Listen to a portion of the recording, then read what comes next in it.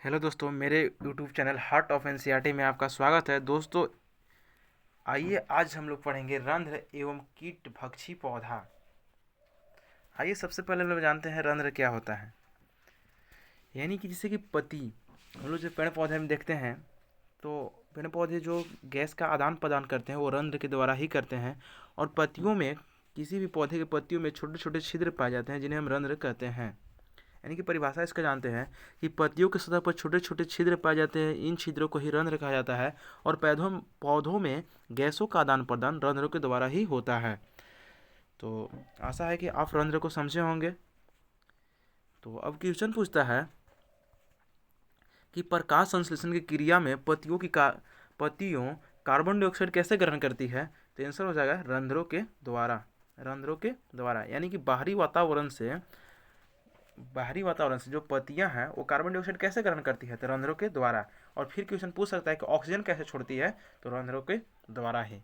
यानी गैसों का आदान प्रदान किसके द्वारा होता है, रंध्रों के द्वारा। और रंध्र किसे कहते हैं, तो पत्तियों के भाग में छोटे छोटे छिद्र होते हैं जिन्हें क्या कहा जाता है, रंध्र कहा जाता है।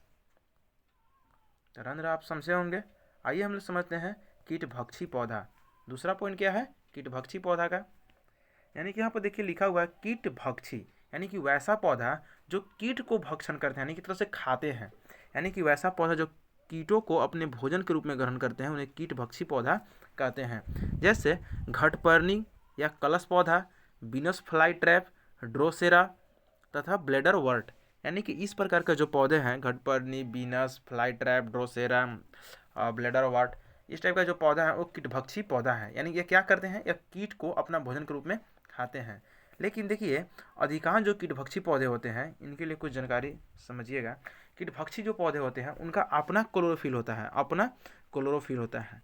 और अभी हम बताए थे एपिसोड 1 में, आप जाकर देख सकते हैं कि जो प्रकाश संश्लेषण होता है वो क्लोरोफिल की उपस्थिति में होता है। यानी कि जिस भी पौधा में क्लोरोफिल होगा वो अपना प्रकाश संश्लेषण खुद कर लेगा, यानी कि अपना भोजन खुद बना लेगा। तो अगर कीटभक्षी पौधा में अगर क्लोरोफिल होता है तो अपना भोजन क्या बना पाते हैं, तो हाँ, वे अपना भोजन स्वयं बनाते हैं। तो फिर क्वेश्चन आएगा कि आप, तो अगर मान लीजिए कि अगर वह अपना भोजन, कीटभक्षी पौधा अगर अपना भोजन खुद से बना लेते हैं तो वह फिर कीट को क्यों खाते हैं सर। तो देखिए, कीट को क्यों खाते हैं, वो नाइट्रोजन की पूर्ति करने के लिए। यानी कि देखिए, वो तो भोजन बना लेते हैं लेकिन उनको नाइट्रोजन नहीं मिलता है। तो नाइट्रोजन की पूर्ति करने के लिए जो कीटभक्षी पौधा है वह कीटों को खाते हैं। हालांकि अपना भोजन वे स्वयं बनाते हैं क्योंकि उसमें क्लोरोफिल पाए जाते हैं। दूसरा पॉइंट क्या है, देखिए पहले आप ही समझिए कि कीटभक्षी पौधे कीट को क्यों खाते हैं, तो नाइट्रोजन की आपूर्ति के लिए। लेकिन नाइट्रोजन की पूर्ति को मतलब कम रहता है तो उसको पूरा करने के लिए, आपूर्ति के लिए करते हैं। और दूसरा है, अधिकांश कीटभक्षी पौधे नाइट्रोजन की कमी वाली जगह में ही पाए जाते हैं। तो कीटभक्षी पौधा समझे होंगे।